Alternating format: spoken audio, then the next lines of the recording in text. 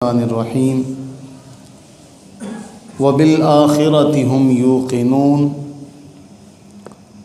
ہم متقین کے حوالے سے یہ 6 بنیادی صفات جن کا قرآن کریم نے اپنے آغاز میں ذکر کیا ہم وہ پڑھ چکے ہیں۔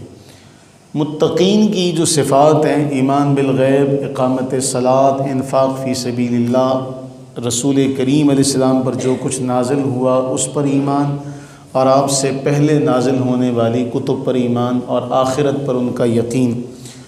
قرآن کریم میں اس کے علاوہ متعدد مقامات پر متقین کی صفات اور متقین کی نشانیوں کا بیان ہوا ہے۔ یہ کتنی علامات ہو گئی؟ کل 6 علامتیں۔ کن کی؟ متقین کی۔ سورہ مائدہ میں فرمایا عدل و انصاف کے حوالے سے، اور بڑا اہم جملہ ہے سورہ مائدہ کا کہ اے ایمان والو، اللہ کے لیے انصاف قائم کرنے والے بنو، گواہی پر قائم رہنے والے بنو۔ اور اس کے اندر پھر آخری جو جملہ ہے اس آیت میں فرمایا وَلَا يَجْرِمَنَّكُمْ شَنَآنُ قَوْمٍ عَلَىٰ أَلَّا تَعْدِلُوا اعْدِلُوا هُوَ أَقْرَبُ لِلتَّقْوَىٰ، کہ تمہیں کسی کی دشمنی اس بات پر آمادہ نہ کرے، اکسائے نہ کہ تم اس کے ساتھ ناانصافی کرو۔ عدل کرنا یہ تقویٰ کے زیادہ نزدیک ہے۔ کیا کرنا؟ عدل کرنا یہ تقویٰ کے زیادہ نزدیک۔ اب آپ دیکھیں معاشرے میں یہ عام فہم سی بات ہے کہ جب آپ کسی کے پاس، گلی محلے کی سیاست میں بھی یہ ہوتا ہے، اگر آپ کو کسی سے کام پڑ جائے تو وہ پہلے یہ سوال کرے گا کہ کس کے ساتھ تھا۔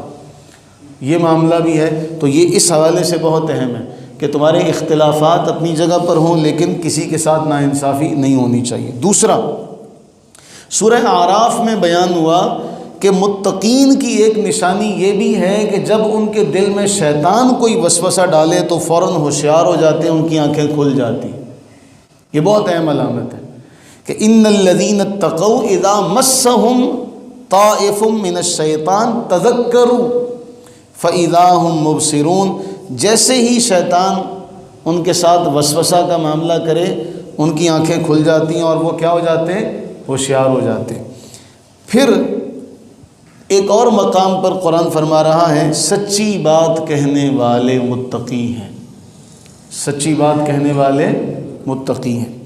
پھر ایک اور معاملہ ہے معاشرے میں جہاں کہیں یہ پیش آئے، آپ نے دیکھا ہوگا جب تک بنی رہتی ہے، اللہ تعالیٰ سب کے گھروں کو قائم رکھے۔ ہمارے ہاں ایک حدیث بڑی مشہور ہے اور اس کو ذہن میں رکھیے گا، حلال کاموں میں سب سے زیادہ اللہ کو ناپسندیدہ طلاق کا معاملہ ہے۔ اللہ سب کے گھروں کو سلامت رکھے۔ قرآن یہ فرما رہا ہے طلاق دینے کے بعد بھی تم ان کے ساتھ معاملہ بھلائی کا کرو، یہ بھی متقین کی نشانی ہے۔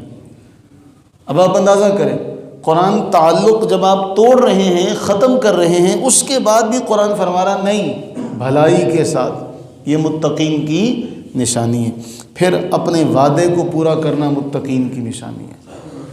ان سب باتوں میں سے جس بات پر ہم آج کا اختتام کر رہے ہیں، فرمایا متقین باغوں میں ہوں گے۔ کہاں ہوں گے؟ ان المتقین فی جنات وعیون، باغات میں ہوں گے، چشموں میں ہوں گے۔ آخذین ما آتاہم ربہم، جو کچھ ان کا رب انہیں دے گا وہ رب سے بخوشی لیں گے، بخوشی لیں گے۔ اور اب اللہ نے صفات بیان کی یہاں اس آیت میں، فرمایا یہ وہ لوگ ہیں جو رات کو کم سوتے تھے، سحری کے وقت میں جاگ کر مجھ سے مغفرت مانگا کرتے تھے، سحری کے وقت جاگ کر مجھ سے مغفرت مانگا کرتے تھے، اور ان کے مالوں میں حصہ تھا سائل، سوال کرنے والوں کا اور ناداروں کا۔ اللہ سے دعا کریں اللہ تعالیٰ، ہم نے یہ آیات پڑھی ہیں، ہم صرف پڑھ سکتے ہیں، سن سکتے ہیں، باری تعالیٰ تیرا کرم، تیری رحمت، اس کا تقاضا یہ ہے ہم نے یہ پڑھی ہیں، ہم میں یہ صفات پیدا کر دیں۔ ہم اتنا ہی کر سکتے ہیں نا، ہم اتنا ہی کر سکتے ہیں کہ باری تعالیٰ ہم پڑھ سکتے ہیں، ان صفات کو ہمارے اندر پیدا کر دے۔ تو قادر ہے، ہر چیز پر قدرت رکھتا ہے۔ باری تعالیٰ ہمیں ایسا متقی بنا دے، وہ تمام صفات متقین کی جو تو نے قرآن میں ذکر کی ہیں، ان تمام صفات کا ہمیں ملکہ عطا فرما دے۔